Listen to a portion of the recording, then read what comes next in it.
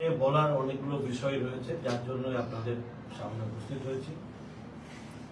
মাননীয় মুখ্যমন্ত্রী জেলা সফর করে যাওয়ার পর থেকে আমাদের কিছু দায়িত্ব ছিল যে সারা জেলার প্রত্যেকটা বিধানসভার স্তরের সার্বিক বিকাশের ক্ষেত্রে গুরুত্ব দিয়ে দেখতে হবে। সে কারণে গত পরশু আমরা 3টে ধাপে আমাদের জেলা আধিকারিকের যে অফিস, সেখানে আমরা বৈঠক করেছি। প্রত্যেক বিধায়কের ডাক ছিল, আমরা 10 জন বিধায়ককে সেদিন উপস্থিত হতে দেখেছি।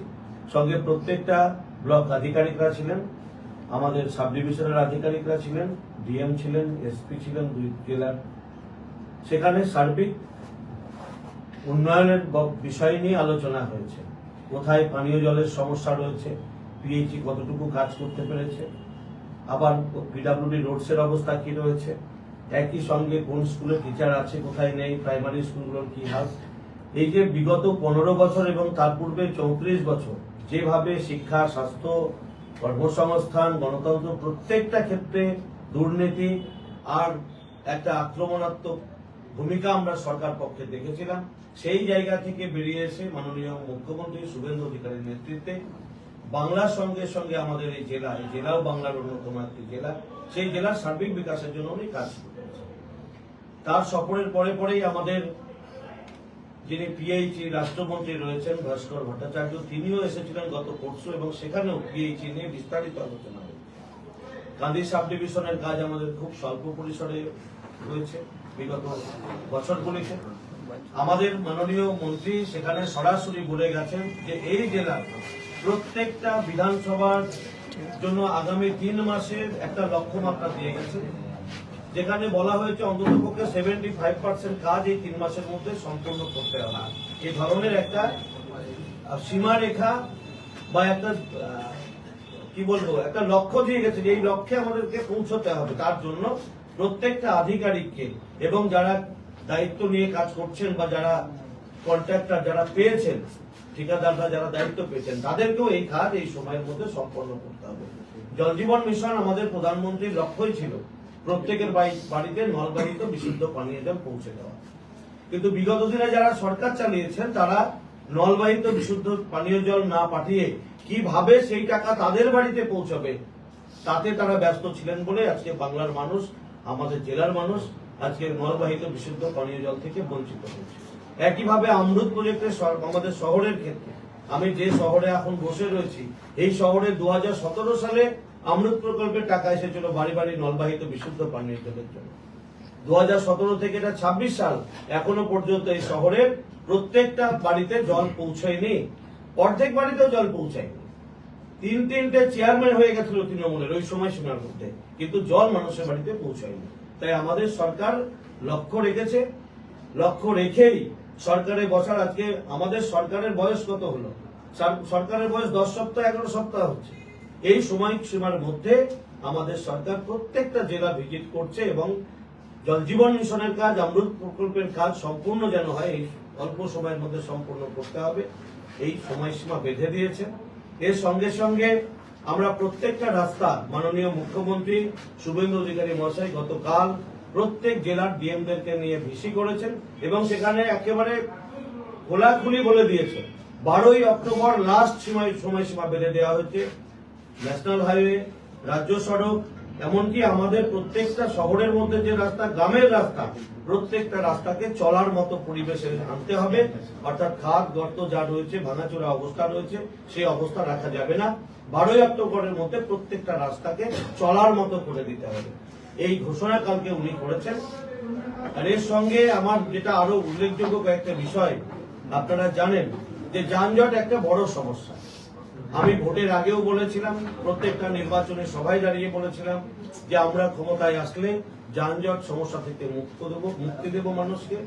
রাস্তায় যে হকাররা বসেছে তাদেরকে রাস্তা হকার মুক্ত করব। এই ঘোষণার সঙ্গে সঙ্গে সিপিএমরা অপপ্রচার শুরু করেছিল যে ভারতীয় জনতা পার্টি হকারদের পেতে রাখে। এই সিপিএম আর এই তৃণমূল মানুষকে হকার বানিয়েছে, তারা আজকে মানুষকে আবার ভুল পথে চালিত করছে। বাংলায় 50 বছর ধরে শাসন করেছে তৃণমূল আর সিপিএম, আর এই 50 বছরে লক্ষ লক্ষ হকার তৈরি হয়েছে, বেকার তৈরি হচ্ছে। তারা যদি সরকারের যে দায়িত্ব সেই দায়িত্ব পালন করত, তাহলে আমার জেলাতে এত হকার হতো না, এত পরিযায়ী শ্রমিক হতো না। এই লালবাগ শহরের পৌরসভা ছিল বামফ্রন্টের, মন্ত্রী ছিল বামফ্রন্টের, এমপি ছিল বামফ্রন্টের, সরকার ছিল বামফ্রন্টের। পরবর্তীতে 15 বছর এমপি তৃণমূলের, এমএলএ তৃণমূলের, পৌরসভা তৃণমূলের, জেলা পরিষদ তৃণমূলের। কেন কর্মসংস্থান নেই? কেন মানুষকে রাস্তা দখল করে হকারি করতে হচ্ছে? এর দায় তো তৃণমূলকে নিতে হবে, এর দায় সিপিএম কে নিতে হবে। শতরূপ ঘোষ, মীনাক্ষী, তারা এসে বড় বড় ডায়লগ দিবে, সাম্যের কথা বলবে, সমাজতন্ত্রের কথা বলবে, তারা এসে 5 স্টার হোটেলে থেকে বিরিয়ানি খাবে। আর আজকে মানুষকে গরিব করে দিয়েছে বামফ্রন্টের ভুল নীতি। 34 বছর ধরে তাদের ভুল নীতির জন্য পশ্চিমবাংলার মানুষ হকার তৈরি হয়েছে, ভিখারি তৈরি হয়েছে। তাই তাদেরকে বাধ্য হয়ে রাস্তা দখল করতে হয়েছে দোকান করার জন্য। তাদের জন্য একটা সুন্দর মার্কেট বানিয়ে দেন। এই শহর এত পুরাতন শহর, এখানে একটা মার্কেট কমপ্লেক্স নেই। পাশে জিয়াগঞ্জ মার্কেট কমপ্লেক্স নেই, মানুষকে রাস্তা আটকে ব্যবসা করতে হয়েছে। এর দায়িত্ব সিপিএম কে নিতে হবে, তারা পৌরসভা চালিয়েছে, তারা সরকার চালিয়েছে। এই দায় তৃণমূল কংগ্রেসকে নিতে হবে, তারা পৌরসভা চালিয়েছে, সরকার চালিয়েছে।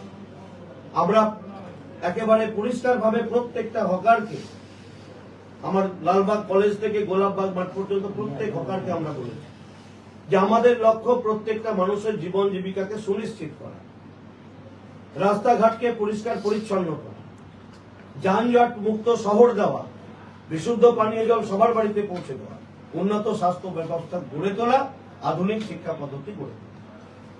আমরা সেই জন্য সমস্ত ফুটপাতের ব্যবসায়ীদের বলেছি যে আপনাদেরকে নোটিশ দিয়েছে মানে এই নয় যে আপনাদের দোকান কালকেই বুলডোজার দিয়ে গুটিয়ে দেবে। আপনাদেরকে একটা নির্দিষ্ট সময় দেওয়া হবে এবং আপনাদেরকে বিকল্প জায়গাও দেওয়া হবে, যে সেই বিকল্প জায়গায় অস্থায়ীভাবে আপনারা ব্যবসা করুন। স্থায়ীভাবে নয়, অস্থায়ীভাবে। 1 বছর, 1.5 বছর, 2 বছর অস্থায়ীভাবে তাদেরকে যেখানে আমরা জায়গা দেব, যেখানে ব্যবসাটা চলবে সেই রকম জায়গায় তাদের দেওয়া হবে, সেখানে তারা অস্থায়ীভাবে ব্যবসা করবে। আগামী দিনে রাজ্য সরকার এবং পৌরসভা মিলে এই শহরে হসপিটালের অপোজিটে যে আমাদের স্টেটের প্রপার্টি রয়েছে, ভারত সরকারের স্বরাষ্ট্র মন্ত্রকের সম্পত্তি রয়েছে, সেই জায়গায় একটা সুন্দর মার্কেট কমপ্লেক্স গড়ে উঠবে। সেখানে G+5 মার্কেট কমপ্লেক্স হবে, যে কমপ্লেক্সের মধ্যে রাস্তায় যত হকার আছে প্রত্যেককে জায়গা দেওয়া হবে অগ্রাধিকার। যানজটও মিটবে, হকাররাও স্থায়ী মার্কেট পাবে, ফ্যান থাকবে, লাইট থাকবে, বৃষ্টি হলেও তাদের ব্যবসা চলবে, রাত্রি 12টা পর্যন্ত ব্যবসা করতে চাইলেও তারা ব্যবসা করবে।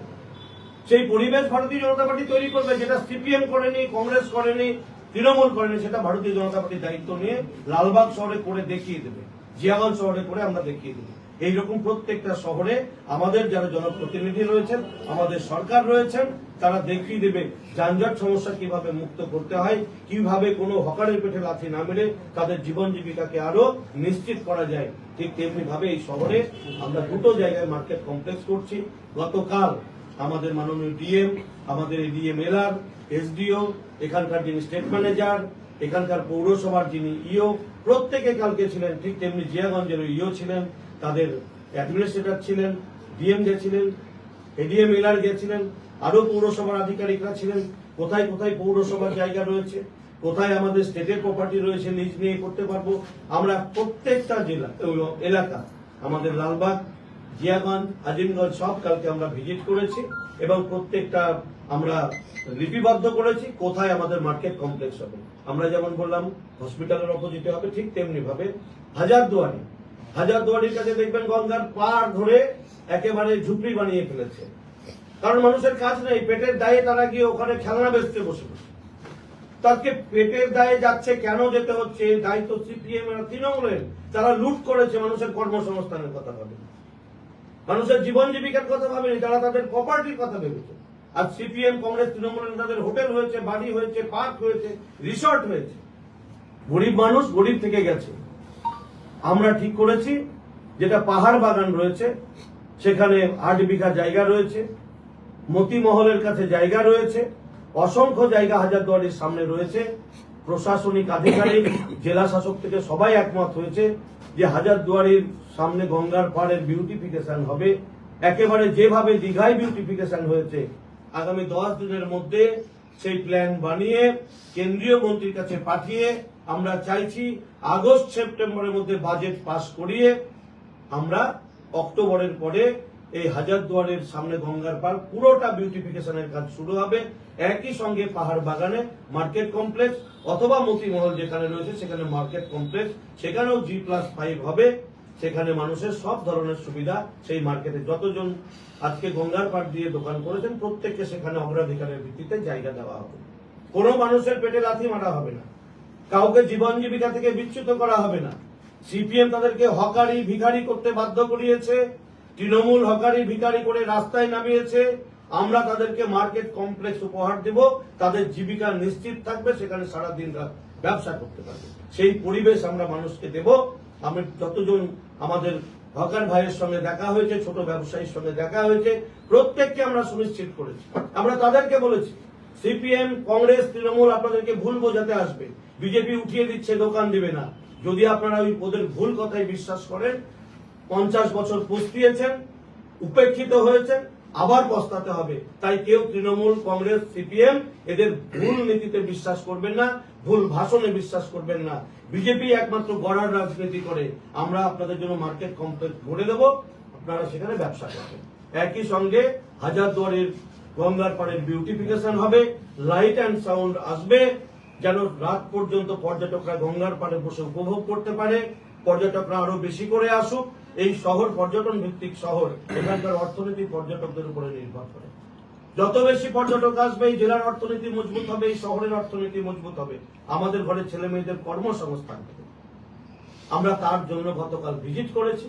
একই সঙ্গে জিয়াগঞ্জ শহরে সেখানেও দুটো মার্কেট কমপ্লেক্স তৈরি, সেখানে পৌরসভারও জায়গা রয়েছে, পিডব্লিউডির জায়গা রয়েছে, ইরিগেশনের জায়গা রয়েছে। আমরা যে কোনো একটা জায়গা নিতে পারবো। ঠিক তেমনি ভাবে আজিমগঞ্জেও একটা জায়গা নেব, সেখানেও ইরিগেশনের জায়গা রয়েছে, পৌরসভার জায়গা রয়েছে। আমরা সেখানেও একইভাবে G+5 মার্কেট কমপ্লেক্স হবে। রাস্তায় যারা বসে ব্যবসা করছে তাদেরকে সেই কমপ্লেক্সে অগ্রাধিকারের ভিত্তিতে জায়গা দেওয়া হবে। তারপরে যেগুলো থাকবে সেগুলো যেভাবে একটা স্বচ্ছ পদ্ধতি মেনে মানুষকে দোকানঘর দেওয়া হবে। অর্থাৎ রাস্তাও যেমন একদিকে পরিষ্কার পরিচ্ছন্ন হবে, রাস্তা চওড়া হবে, যানজট মুক্ত হবে, ঠিক তেমনি ভাবে যারা রাস্তায় বসে অনিশ্চয়তার মধ্যে দিন কাটায় তাদেরকে সুন্দর মার্কেট দিয়ে নিশ্চিতভাবে ব্যবসা করার পরিবেশ করে দেওয়া হবে। জিয়াগঞ্জের ওপার আজিমগঞ্জে বিউটিফিকেশন হবে। আমরা বলেছি, ভোটের আগে বলেছিলাম যে আমরা ওখানে বালুচরীর হাব তৈরি করব, সিল্কের হাব তৈরি হবে। আমরা জিয়াগঞ্জ শহরের কোন একটা জায়গা নিয়ে আগামী 2027-28 অর্থবর্ষে আমরা সেখানে বালুচরী আর সিল্কের হাব তৈরি করব, যেখানে যত পর্যটক আসবে গিয়ে বিখ্যাত মুর্শিদাবাদ সিল্ক, জিয়াগঞ্জের বালুচরী শাড়ি, তারা সেইখানে গিয়ে যে কোনো দোকানে পছন্দ মতো কিনতে পারবে। আরো বেশি পর্যটক জিয়াগঞ্জমুখী হবে। আজিমগঞ্জে প্রচুর পর্যটন স্থান রয়েছে, সেগুলোকে আধুনিকীকরণ করে সেই জায়গায় আরো বেশি পর্যটককে নিয়ে গিয়ে তাদের অর্থনীতি এবং তাদের ব্যবসা বাণিজ্যের শ্রীবৃদ্ধির জন্য আমরা কালকে সারাদিন ভিজিট করেছি। এর সঙ্গে আমার যে ডিপার্টমেন্ট, লাইব্রেরি ডিপার্টমেন্ট, আমার ডিপার্টমেন্টের মধ্যে একটা ডিপার্টমেন্ট লাইব্রেরি ডিপার্টমেন্ট, আমরা কালকে, শুধু কালকে নয় এর আগেও বলেছি, আপনারা দেখেছেন যে সারা বাংলায় আমরা 500 লাইব্রেরিকে ডিজিটালাইজ করব 3 মাসের মধ্যে। এটা একটা লক্ষ্য মাননীয় মুখ্যমন্ত্রী লাইব্রেরি মন্ত্রীর উপরে দিয়েছেন। আমরা সেই কাজ খুব তাড়াতাড়ি শুরু করে দেব। আমার বিধানসভার মধ্যে লালবাগ শহর, জিয়াগঞ্জ শহর কোথাও ভালো লাইব্রেরি নেই। লাইব্রেরি নামে রয়েছে, সেখানে বসার পরিবেশ নেই বা জায়গা নেই, ভালো বই নেই যেখান থেকে জ্ঞান অর্জন হবে। এখানে ডিজিটালাইজ করা নেই যে আমি একটা ক্লিক করে আমার বইটা খুঁজে পেয়ে যাবো, আমি পড়তে লাগবো। আমরা বলেছি জিয়াগঞ্জ শহরে একটা আধুনিক মানের লাইব্রেরি আমরা এই বছরের মধ্যে তৈরি করব। সেটা ডিজিটালাইজ হবে সম্পূর্ণরূপে। সেখানে যেমন বই পড়ার সুবিধা থাকবে, এক ক্লিকে যে কোনো বই পাবে, তার সঙ্গে সঙ্গে জিয়াগঞ্জ শহরে এবং লালবাগ শহরে দুটো লাইব্রেরিতে এই বিধানসভা এলাকার সমস্ত আর্থিকভাবে যারা পিছিয়ে আছে সেই ঘরের ছেলে মেয়েরা আসবে, ফ্রি কোচিং পাবে। বিভিন্ন চাকরির পরীক্ষার জন্য WBCS এর ফ্রি কোচিং দেওয়া হবে, নেটের জন্য ফ্রি কোচিং দেওয়া হবে, স্টাফ সিলেকশনের জন্য দেওয়া হবে, PSCর জন্য দেওয়া হবে, SC ST OBC এবং আর্থিকভাবে যারা পিছিয়ে পড়া মানুষ তাদের ছেলেমেয়েরা ফ্রি কোচিং সেই লাইব্রেরি থেকে পাবে। সেই ব্যবস্থা লাইব্রেরি ডিপার্টমেন্ট আগামী 1 বছরের মধ্যে গড়ে তুলবে। আমরা চাইব আগামী 3 মাসের মধ্যে অন্ততপক্ষে ডিজিটালাইজ করার ব্যাপারটা আমরা সম্পূর্ণ করি। এই বিষয়গুলো ঘোষণা হয়েছে। আর এর সঙ্গে আপনারা জানেন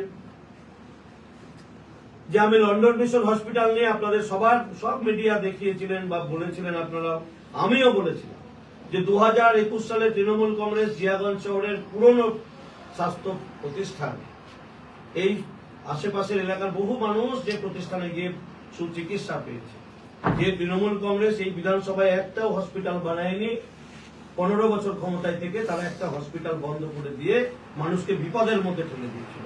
আমি বলেছিলাম আমরা পাওয়ারে আসলে 1 বছরের মধ্যে হসপিটাল আমরা স্যাংশন করিয়ে পুনরায় চালু করব। গতকাল আমরা দেখেছি আমাদের মাননীয় স্বাস্থ্যমন্ত্রী স্বাস্থ্য ভবন সেখান থেকে অ্যাপ্রুভাল দিয়ে দিয়েছে, নতুন আরো 50টি বেড হবে, যে বেডগুলো আছে সেগুলোকে সুসজ্জিত করা হবে, গোটা হসপিটালকে রং করে ডাক্তার এনে সমস্ত ম্যাটেরিয়ালস নিয়ে এই হসপিটালের কাজ আগামী কিছুদিনের মধ্যে শুরু হবে। আবার জিয়াগঞ্জবাসী, পার্শ্ববর্তী ভগবান গোলা, বাহাদুরপুর জিকের মানুষ, মুকুন্দবাগের মানুষ আবার সুচিকিৎসার সুযোগ জিয়াগঞ্জ শহরে বসে পাবে। অর্থাৎ আমরা যে কথা বলি সেটা যে পূরণ করতে পারি, সেটা আমাদের গতকালের ঘোষণার মধ্যে দিয়ে এবং ওই হসপিটালের ব্যাপারে যে অ্যাপ্রুভাল হচ্ছে তার মধ্যে দিয়ে সমস্ত মানুষ বুঝে গেছে। তৃণমূল কংগ্রেসের উন্নয়নের কোনো সদিচ্ছা ছিল না, তাই হয়নি। আমাদের সদিচ্ছা রয়েছে, আমাদের সরকারের রয়েছে, আমাদের মাননীয় মুখ্যমন্ত্রী। আমরা গার্লস কলেজের কথা বলেছিলাম, আমাদের এখান থেকে বহরমপুর 10-11 কিলোমিটার, কিন্তু জিয়াগঞ্জের শেষ প্রান্তের বোনেদেরকে কলেজ যেতে গেলে 20 কিলোমিটার 22 কিলোমিটার ধরে যেতে হবে। বাহাদুরপুরকে 25 কিলোমিটার দূর, গঙ্গার ওপার থেকে আসতে গেলে গঙ্গা পেরোতে হবে, টেকার ধরতে হবে, অটো ধরতে হবে, তবেই গার্লস কলেজে পড়তে হবে। মাননীয় মুখ্যমন্ত্রী ঘোষণা করে দিয়েছেন যে আগামী শিক্ষাবর্ষ, এই শিক্ষাবর্ষেই তিনি চেয়েছিলেন, কিন্তু পরিকাঠামোগত সমস্যা রয়েছে, স্টুডেন্টরাও বিভিন্ন কলেজে তারা অ্যাডমিশন নিয়ে নিয়েছে। সেই কারণে শিবক সিং কলেজের মর্নিং সেশনে আগামী শিক্ষাবর্ষ থেকে গার্লস কলেজের ক্লাস শুরু হবে। সেখানে সায়েন্স, আর্টস দুটো ডিপার্টমেন্টে গার্লস কলেজের ক্লাস শুরু হবে এবং যত তাড়াতাড়ি সম্ভব জিয়াগঞ্জ শহরের বা পার্শ্ববর্তী এলাকায় কোথাও গার্লস কলেজের বিল্ডিং তৈরি হবে, যেখানে একটা স্থায়ী গার্লস কলেজ তৈরি হবে। আজকে আমাদের বেটি বাঁচাও বেটি পড়াও আমাদের কেন্দ্রীয় সরকারের স্লোগান, তাকে বাস্তবে রূপ দেওয়া হবে। এই বিষয়গুলো জন্যই আমরা আপনাদেরকে আজকে এখানে উপস্থিত হওয়ার আহ্বান জানিয়েছিলাম। সারা জেলার সঙ্গে সঙ্গে এই বিধানসভাতেও রাস্তাঘাট, বিশুদ্ধ পানীয় জল, শিক্ষা ব্যবস্থা, স্বাস্থ্য ব্যবস্থার সম্পূর্ণরূপে বিকাশ অর্থাৎ উন্নয়নের কাজ শুরু হবে দ্রুততার ভিত্তিতে। যুদ্ধকালীন পরিস্থিতিতে তৃণমূল যেভাবে মানুষকে ধোঁকা দিয়েছে, মানুষকে ঠকিয়েছে, মানুষের উন্নয়নের টাকা চুরি করে গাড়ি বাড়ি বানিয়েছে, মানুষকে খুন করেছে, মিথ্যা মামলায় ফাঁসিয়ে দিয়ে গণতন্ত্রকে হত্যা করেছে, সেখান থেকে বাংলাকে, সেখান থেকে মুর্শিদাবাদ জেলাকে বের করে আনতে হবে। শশাঙ্কের রাজধানী ছিল এই মুর্শিদাবাদের কর্মসূচি, সিরাজদৌল্লা আলীবর্দীর রাজধানী ছিল মুর্শিদাবাদে, বাংলা বিহার উড়িষ্যার রাজধানী ছিল এই মুর্শিদাবাদ। আজকে সেই নবাবী শহর, সেই কর্ণ সুবর্ণ, সেই শশাঙ্কের শহর পরিযায়ী শ্রমিকের শহরে বানিয়েছে তৃণমূল কংগ্রেস আর বামফ্রন্ট মিলে। তাই মানুষকে আমরা আবার সেই রাজধানী শহরের সমতুল্য একটা শহর গড়ে তোলার জন্য আমাদের সরকার এবং আমরা সকলে মিলে প্রয়াসী হয়েছি। আগামী দিনে এই শহর আবার রাজধানী শহরের মতো সেজে উঠবে, একথা আমরা বলতে পারি। আপনারা যদি কোনো প্রশ্ন থাকে প্রশ্ন রাখতে পারেন, এগুলো আমার বলার বিষয়।